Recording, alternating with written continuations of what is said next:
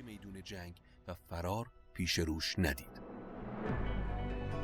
پس به اسبی تازه نفس نشست و همراه با بازمانده‌های سران و سپاهش به سمت توران عقب نشینی کرد.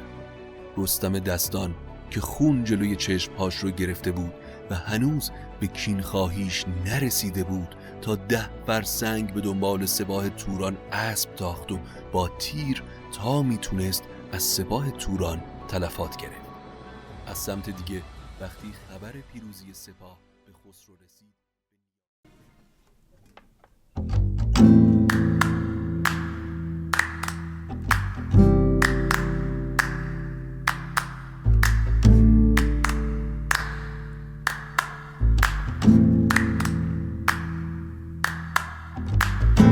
اگه حالت گرفته است، چشات پف کرده و خسته است، پاشو چای دم کن، کیک تو فرن بشین و گوش کن به داستامینوفن.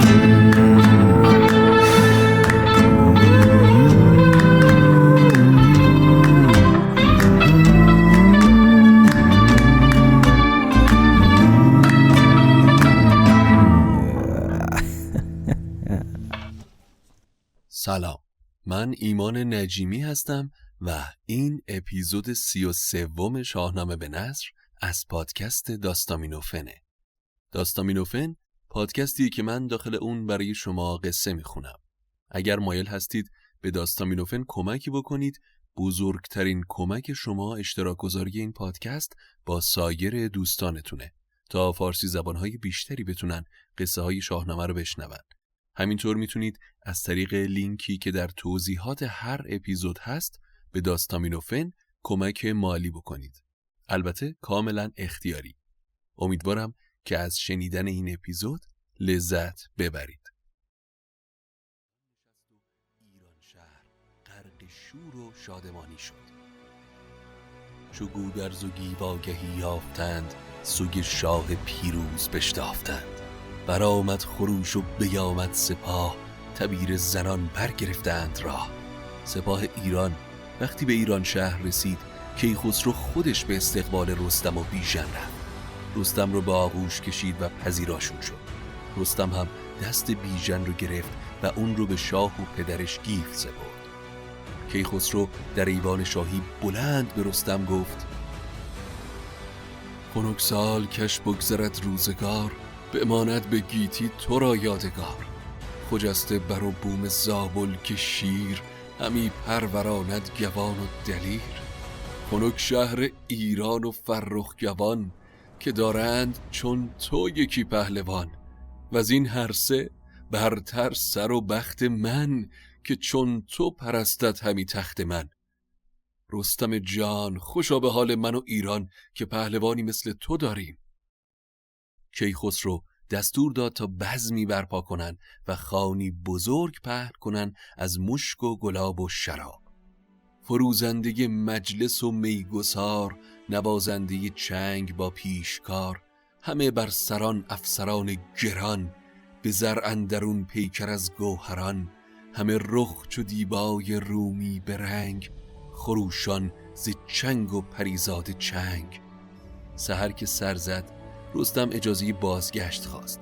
شاه دستور داد تا خلعتی شاهانه برای رستم پیش بیارن و تا خارج از شهر بدرقش کرد.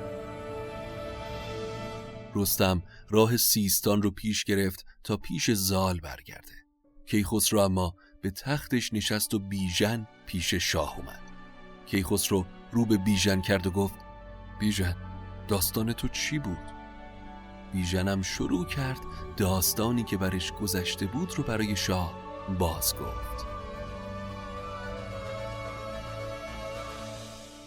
از آن تنگ زندان و رنج زوار، فراوان سخن گفت با شهریار. و از آن گردش روزگاران بد، همه داستان پیش خسرو بزد. تمام این مدت در چاه ارژنگ، منیژه با چنگ و دندون من رو زنده نگه داشت و تیمار کرد. مثل درویشا گرداگرد شهر و دشت رو میگشت تا تکه نانی برای من پیدا کنه. بپیچید و بخشایش آورد سخت، ز درد و غم دخت گم بوده بخت. کیخسرو با شنیدن قصه بیژن و رنجی که شاه دخت منیژه کشیده بود سخت دلش غمگین شد و دستور داد که 100 جام دیبای روم، همه پیکرش گوهر و زر بوم، 1 تاج و 10 بدر دینار نیز، پرستنده و فرش و هر گونه چیز. به بیژن بفرمود که این خواسته ببر سوی ترک روان کاسته. به رنجش مفرسا و سردش مگوی، نگر تا چه آوردی و را بروی. رسم زمانه همینه بیژن، دستش برای هیچ کس رو نیست. همان را که پرورده باشد به ناز، بیفگند خیره به چاه نیاز. 1 راز چاه آورد سوی گاه، نهد بر سرش برز گوهر کلاه. اما دانای طوس فردوسی حکیم در اینجای قصه پندی به ما میده، گوش نواز. جهان چون به زاری براید همی، بد و نیک روزی سرآید همی. چو بستی کمر بر در راه آز، شود کار گیتیت 1 سر دراز. پرستنده آز و جویای کین، به گیتی ز کس نشنود آفرین. چو سرو سهی گوش گردد به باغ، بدو بر شود تیر روشن چراغ. کند برگ پژمرده و بیخ سست، سرش سوی پستی گراید نخست. سر مایه مرد سنگ و خرد، ز گیتی بیازاری اندر خرد. در دانش و آنگهی راستی، گر این دو نیابی روان کاستی. چو دانی که بر تو نماند جهان، چه رنجانی از آز جان و روان. بخور آنچه داری و بیشی مجوی، که از آز کاهد همی آبروی. اما افراسیاب شاه توران پر از خشم و کینه و آزمند بود. دل شاه ترکان چنان کم شنود، همیشه برنج از پی آز بود. به کاخ اندر آمد پرآزار دل، ابا کاردانان هوشیار دل. چو پیران و گرسی وز رهنمون، قراخان و چون شیده و گرسیون. بر ایشان همه داستان برگشاد، گذشته سخنها همه کرد یاد. کتاب بر نهادم به شاهی کلاه، مرا گشت خورشید و تابنده ماه. مرا بود بر مهتران دسترس، عنان مرا بر نتابید کس. ز هنگام رزم منوچهر باز، نبود دست ایران به توران دراز. افراسیاب بعد از شکست ها و ناکامی های پی در جنگ با ایرانی ها، شب و روز فکر و ذکرش انتقام و کینخواهی از ایران بود. میخواست به هر طریقی این ننگ به بار اومده رو برای توران جبران کنه. این چه ننگیه که به بار اومده؟ زمانی تمام مهتران و کهتران زیر فرمان من بودن. منوچهر شاه ایران مغلوب من بود و نوذر به دست من کشته شد. حالا باید آبروی رفته توران رو برگردونیم. سزد گر کنون گرد این کشورم، سراسر فرستادگان گسترم. ز ترکان و از چین هزاران هزار، کمر بستگان از در کارزار. بیاریم بر گرد ایران سپاه، بسازیم هر سو 1 رزمگاه. همه موبدان و بزرگان با افراسیاب هم نظر بودند و در نهایت تصمیم بر این شد تا افراسیاب با کمک کشورهای همسایه و سپاه فراوان از جیهون بگذر و به سمت ایران حرکت کنه. 50,000 سپاهی رو به شید پسرش سپرد تا در خوارزم مستقر بشه و 50,000 نفر دیگر رو هم به پیران سپرد تا به ایران حرکت کنه. اما در سمت دیگه در ایران هم کیخسرو بیکار نبود. آماده نبرد شد و از همه جای ایران مردان جنگی و سپاه خواست. خسرو با بزرگان ایران به رایزنی نشست. چو دستان سام و چو گودرز و گیو، چو شیدوش و فرهاد و رهام نیو. چو طوس و چو رستم یل پهلوان، فریبرز و شاپور شیر دمان.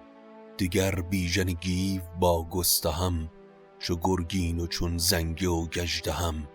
همه پهلوان‌های ایرانی دوباره دور هم جمع شدن تا شاید این جنگ سرنوشت ایران و توران رو بالاخره مشخص کنه. کینه‌ای که با مرگ سیاوش ریشه دوانده بود، بعد از این همه جنگ، این همه خون ریزی، حالا شاید داشت به پایانش نزدیک می شد. خسرو 4 گوشه ایران رو به دلاوران و سپاهیانش سپرد تا آماده نبرد باشن. رستم رو به هندوستان و غزنین، ارسپ رو به آلانان، اشکش رو به خوارزم روونه کرد. گودرز سپهدار پیر و با تجربه رو همراه پسر و نوش گیو و بیژن به مرز توران فرستاد. گودرز به محض رسیدن به مرز توران برای جلوگیری از خونریزی بیشتر اول پیغامی برای پیران فرستاد و پیشنهاد آشتی و صلح داد، اما تورانی ها نپذیرفتن و خواستار رزم و کین بودن.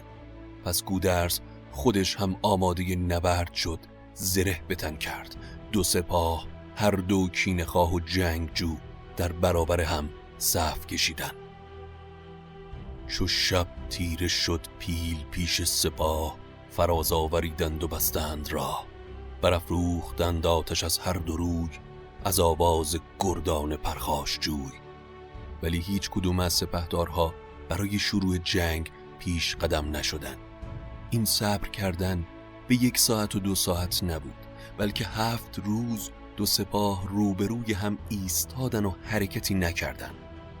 اما اولین کسی که فریاد و آواز جنگ رو سر میداد، شروع کنندگی جنگ 12 رخ بود که قصه اپیزود بعدی ماست. سلسله جنگ هایی که تکلیف کینخواهی سیاوش رو برای همیشه مشخص میکنه. پس منتظر اپیزود بعدی باشید.